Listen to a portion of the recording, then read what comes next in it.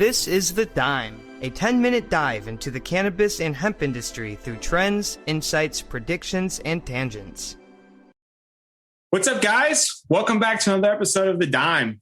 This week, we're joined by very special guests, Nick Layton and Austin Fricker from PVS.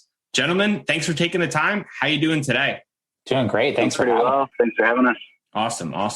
I think before we get started, it'd be great if the two of you guys can kind of elaborate a little bit about each of your backgrounds and kind of how you got into the space. Austin, do you want to go first? Yeah. So my name's Austin Fricker. My background's in plant breeding and genetics. So PVS is actually a family-owned business, and I'm third generation coming into that family. So my whole life growing up, I knew I wanted to do something with agriculture. And in undergrad and school, I kind of started to figure out crop science, breeding was sort of what I wanted to do. And then after vocational background, and that led me to back into the family business, jumping head first, diving in and bringing what I learned from school and trying to apply it to what we were already doing on the plant breeding side. And so we primarily work with turf and forage grasses and cover crops and a lot of different species, but that's always been our focus area. So with my background in hop breeding from school, we started to look into other kind of unique crops. And then when the Farm Bill passed for legalizing hemp, essentially decided to use some of the skills I learned in hop breeding and jump that into hemp because they're actually cousins. And so we started playing around on the breeding side with hemp, I'd say 4 years ago now. And that kind of led into production, which led into extraction and led into kind of where we are today. So that's kind of a broad view of me and how we got to where we are now. Nick?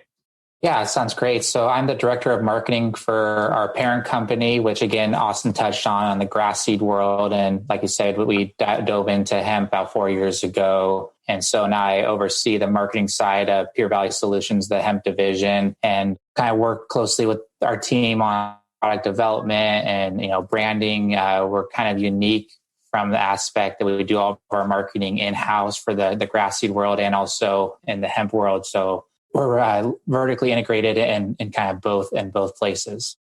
I appreciate that. And I think to continue on that, I would love for either one of you guys to kind of expand on, what PVS does in the space and kind of the unique aspect it can bring to the industry.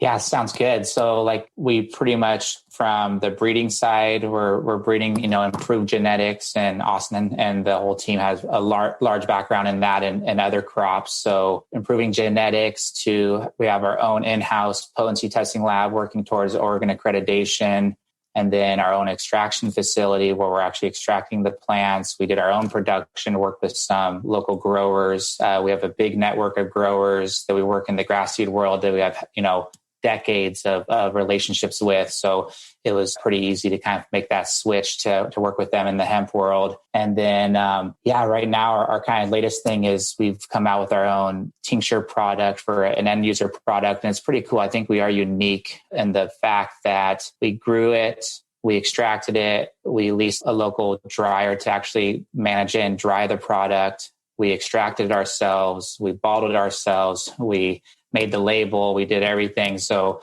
kind of taking it to the next level of farm to bottle or just kind of knowing your source throughout the entire chain was all us. So, we kind of tip our hat to that, and we think that's pretty cool. And it's allowed us to kind of offer a low cost quality product.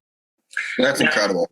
Yeah, I'm really interested in kind of diving into the product. It's definitely one of my favorite in the space. And as I get constantly asked for recommendations, it's one of the first ones off that I recommend. It's a common product that I use. And I'm not just saying that because we're on a podcast together. It's because I really, really enjoy it. And it's kind of opened my eyes to the different capabilities and kind of adding it into my daily life. It's really helped me a lot. So I think before we move there, I want to kind of give a better understanding to our listeners. We recently had someone in the cannabis space come on and break down what it's like to grow cannabis. And we know hemp and cannabis are very similar plants, but are grown completely different. So take us through the harvest season and what it's like from a total amount of biomass we recently harvested, and operationally, what does that look like? It was massive, huge task to take on. And there were a lot of unknowns going into it. So we were kind of problem solving as we went. We grew just over 100 acres, which in most agricultural crops, that doesn't sound like anything. But for this, the amount of crop we're harvesting and the way we had to process it, it was a huge task. So for the bulk of what we harvested, we were chopping the entire plant. So we got everything from the bottom of the stalk all the way to the top. The whole plant is going into what we harvested. And then we had to take that very quickly from the field where we chopped it to a dryer. And we were using large-scale industrial hop dryers. So this massive building that's built around these gas burners that are blowing hot air into this huge open area so that the heat gets evenly distributed over the space where the wet product is lying. And it's kind of mind-boggling to just to look at going from the field into these giant drying bins and then out, how it even happened. Like looking back at what we did, it's still kind of mind-blowing to me that we were able to do it. So yeah, it was a massive process just figuring out how to do it. We were pretty successful. We had to jump over a few hurdles, but we got all 100 acres harvested successfully, stored in a safe area, and then we got going on the extraction process, which for us was also a new arena. We did a lot of research in the year or two leading up to it, but extraction was just a whole new ballgame for us as well. So Nick, you want to talk a little bit about the extraction side and that process? Yeah, like I say, it's I think for anyone diving into it, especially prior to the level that we did, even though we literally work with hundreds of growers on thousands of acres of grass seed, and this crop being kind of unique in the fact that 100 acres was a big undertaking. Again, yeah, Austin telling that story, I had some flashbacks of just how that all went down. That was good and bad, but yeah, it's. I think Austin and I think we're closer because of that experience together. But anyways, yeah, and then the next step is, so we were successful. We got it harvested. It was a team effort there. Got it stored, and then move into extraction again. And actually worked with Kellan on a lot of that as well, and with his guidance and our team, just again, just kind of figuring it out. To be honest, figuring out how can we utilize this technology? Is there ways that we can, improve the quality, and can we improve the yield and throughput and stuff like that? And so just like you say, and yeah, we're excited. And to Brian's point earlier that we feel like coming up with an end user product like the tincture and getting the feedback that we've received, similar to Brian's testimony earlier, is just kind of a pat on our back, and pretty exciting that we kind of were a part of that process all the way to the end. Let's talk about Anchor. If you haven't heard about Anchor, it's the easiest way to make a podcast. Let me explain. It's free. That's right. No more excuses. Get your lazy ass off the couch. Go start a podcast. There's the creation tool that allows you to record and edit your podcast right from your phone or computer. Once again, no more excuses. Anchor will distribute your podcast for you so it can be heard on Spotify, Apple Podcasts, and many more. Couldn't be easier. Even better, you can make money from your podcast with no minimum listenership. That's right. They're paying us for this ad. Thank you very much, Anchor. Download the free Anchor app or go to anchor.fm to get started now. So Kellan, I want you to expand on the 100 acres, because I don't think Nick and Austin did a good enough job of really emphasizing how hard of a challenge that is. And I think for the listeners at home, can you kind of share on exactly how big of an undertaking that is? Yeah, no, I think, so I worked for a company that was vertically integrated in the cannabis side of things, and they are one of the larger players. I think they grew maybe like 50 acres last year. And when I was working for them, they were growing 20 acres of cannabis, right? Which it's a lot of weed, right? And when they were talking about harvesting, it was coordinating, I think maybe like 15 or 20 seasonal migrant workers on chopping the plants down, versus I think Nick and Austin were coordinating like multiple semi trucks, right? So like the scale of the operation is just completely different from cannabis versus hemp, right? And I think that that's something that doesn't get enough credit in the spaces, and how they really are separate, right? And so it was wild. I was actually out there on site with them watching it, and it was just one of the craziest things I've ever seen in terms of how they were logistically getting the biomass to get dried right after it was harvested. And you got to think, like, they're out in Oregon too, right? And it was rainy. And so like the rain probably wasn't helping the drying process, and it's already humid. So like it was wild, the amount of variables that they were fighting. How many people does that take? Oh man. The chopping and the drying all basically happens within a 24-hour period. So I'd say on the chopping side is 4 or 5 people. And and then a big tractor doing most of the work. We had one crew that had 10 to 12 guys out there because they were trying to chop every last little branch to make sure they got the whole plant. And then in the dryers, so we were taking in 40 to 50,000 wet pounds a day and spreading that out by hand onto these dryers. I think we had a crew of, was it like 8 people, Nick? Yeah. So literally by hand taking this wet crop and spreading it out onto the drying floors. So it was hard work. And that dryer is 120 degrees or something the whole time, and material's heavy and wet, and people are tired, working long shifts. And we're going 24/7, I think, for 2.5 months. Wow. I mean, besides the fact that like operationally, that's a huge undertaking, right? Like just organizationally and just putting together the logistics of coordinating the people and then efficiently running that is such an insane kind of thought process. And then to add the extraction side on top of that, I mean, I tip my hat to you guys for kind of putting the pieces of the puzzle together and really kind of putting out the product that is the end point. That is a kind of like a end determination of the whole goal of which is like the farm to the tincture as you described. And to kind of get into that, was that an original thought? Was that something that just kind of came up naturally? You know, kind of take us through the origin of how the product was originally formed and, you know, the future roadmap for that. You want to take that, Nick?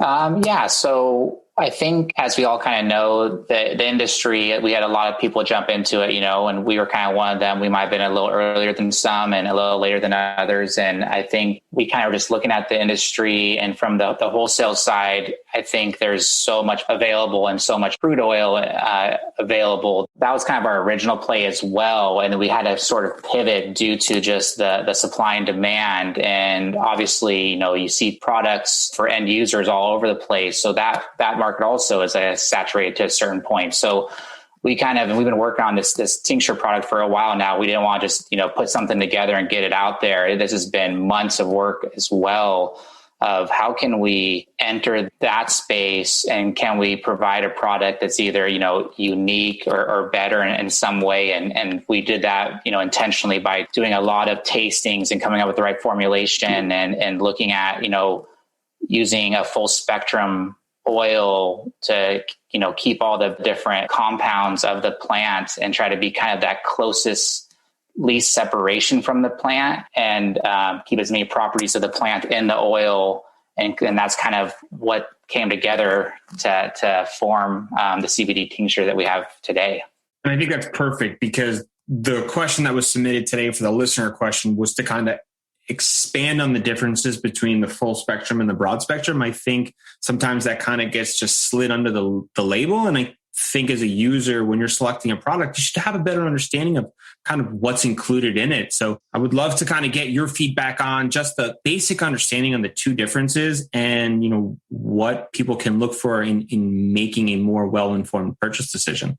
Yeah. So what I tell, you know, family and friends who are kind of asking about the differences, and Kellan can maybe give a better scientific answer to this, but I try to keep it very simple of, you know, our product, just think about it. If you were to just extract all the oils of the plant, we don't refine it further than that. We're pretty much just pulling out the oils that we can in our extraction process and then formulating a tincture by adding MCT oil, Oregon grown spearmint, if that's the flavor that we're, you know, working with, and a broad spectrum product. You know, I think there's a few different ways you can go about that, but they're probably starting with a similar process.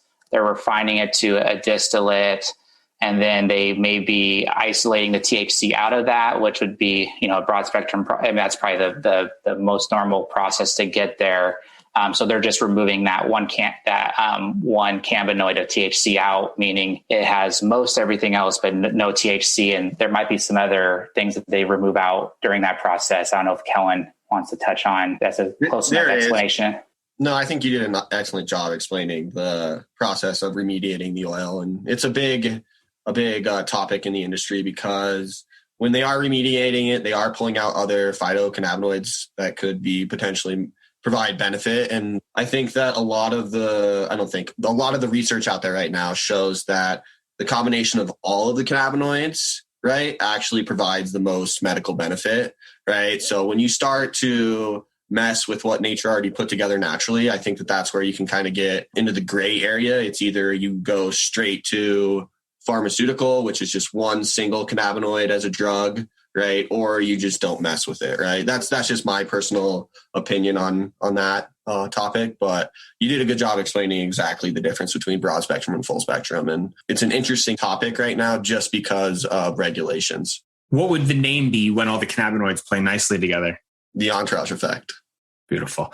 I think we don't expand on that enough. And I was looking for that in your kind of go. I think that's... So did I pass? You did really well. I was hoping I would have got that before I asked, but you were right there. But I figured we needed to add that in because I don't think that's understood. And I think that's going to be a real big finding. And I think someone that, grabs one of your products is going to really enjoy one of those benefits that I certainly do. And it's definitely helped me open my eyes of these are the type of products that I like. And I think these are the reasons why. So before we hop into the prediction time, we have 2 questions we ask all of our guests. The first one being, if you could sum up your experience in the cannabinoid space into one main takeaway or lesson learned to pass on to the next generation, what would that be?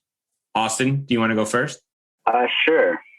Are you talking like on the consumer level or just my experience? Your personal experience in the cannabinoid space, one main lesson could be from anything through your experience in this industry. I would say do your research would be the number one thing. If something sounds too good to be true, it probably is too good to be true. So definitely put in the hard work and research and make sure you're doing everything right, or that what you're using the process was done right to get you what you're using. Well said. Nick? Yeah, I think he kind of read my mind and stole mine. But I can kind of go on through that a little bit more. But yeah, I agree. I feel like there's a lot of people I've talked to now that we have an end user product that they maybe because of not doing their research and just trying, one product and not maybe getting the experience that they were looking for from that one product. But if you ask them a question about that product, they can't answer any questions you ask them about it. So that one experience might kind of have them off to the whole industry, which, may not be the case. They maybe, if they knew the research first and tried that product and understood that product was this, and there's also other products out there, maybe they'd be more encouraged and find something that works for them, or, maybe there's just, this isn't for them. But definitely the whole research piece from, if you're diving into it from a business perspective or interested in trying a hemp-derived product. Last time either of you consumed any cannabinoid product?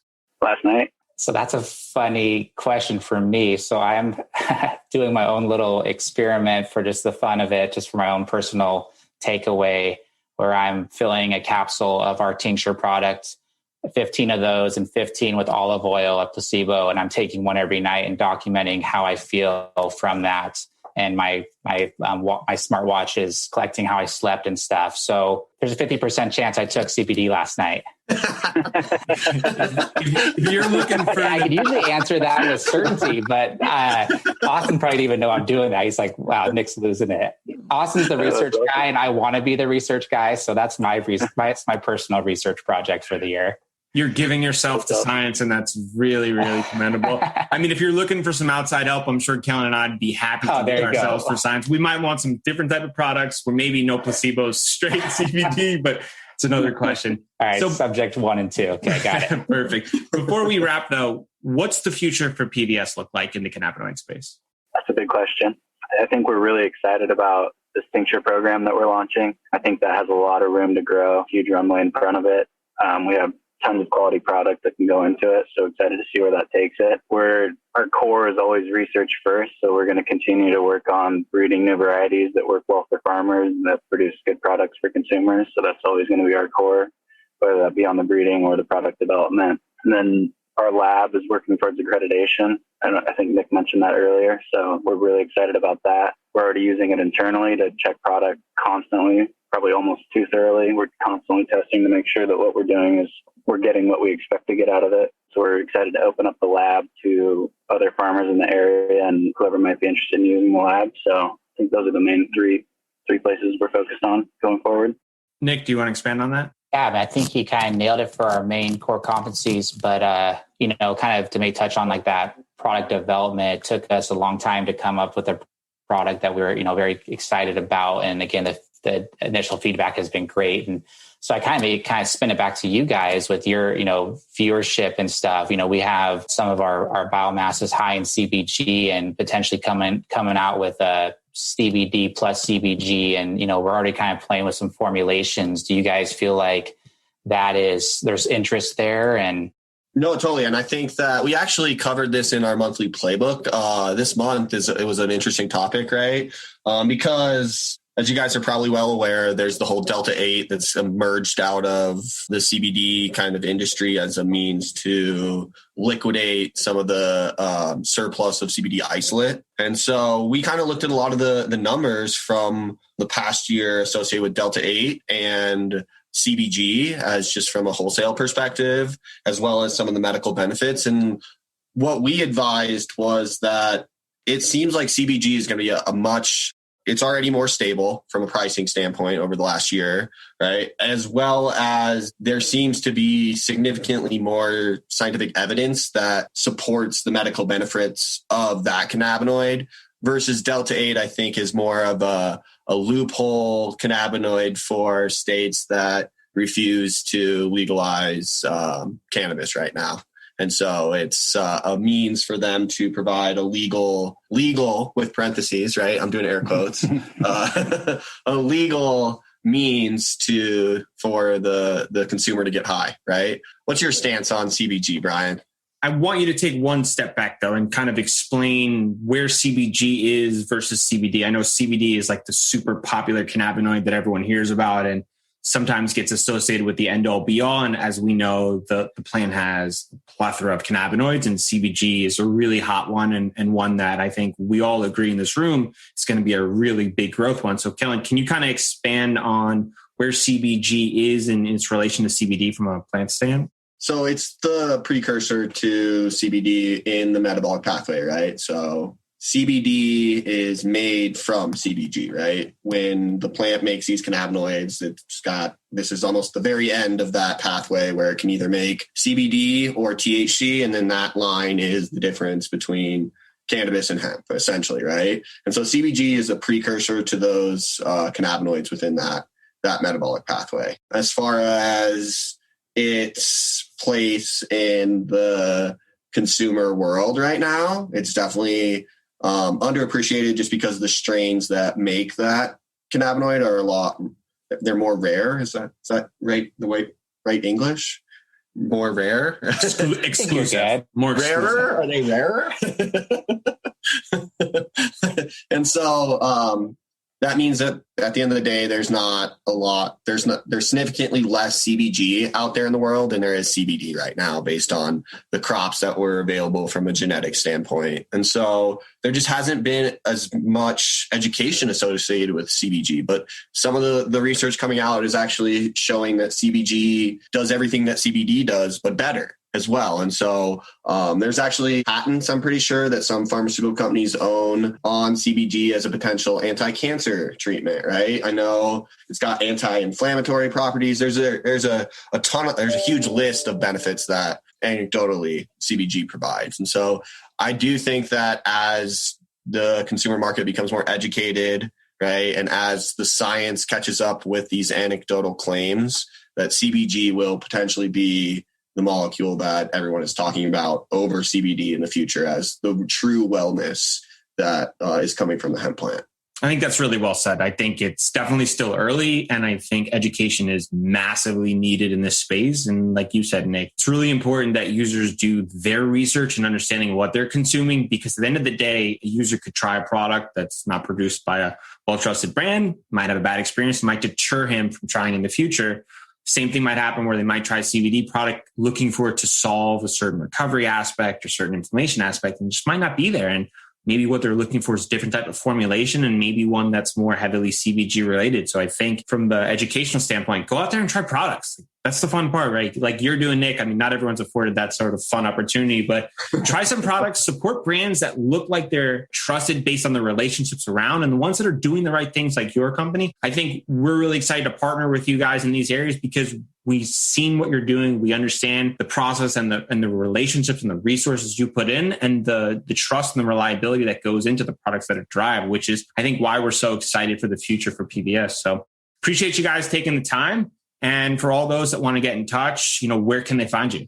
Probably easiest just online is just at purevalleysolutions.com. And like I say, we're going to kind of continue to update, if there's new products coming out with, like CBG and stuff. So that's probably the easiest place. And we have our own social medias on, Instagram, Twitter, Facebook, all the main ones there. So check us out, and any questions or ideas, I'd love to hear from your viewership as well. So again, appreciate the time. Anyone that wants to be a part of Nick and Austin's study to get products to take at night, to submit it there, and they'll take applications. Yeah, we'll send you some empty gelatin capsules in the mail. You go buy a PVS tincture. You got to fill it yourself and fill up your olive oil. I tried water at first, but water doesn't work in a water soluble. I think a gelatin capsule. So Weird. It's a little bit of right. It was fun having you guys on. Appreciate the time, Nick and Austin. Take care. Yeah, thanks, guys. Appreciate it.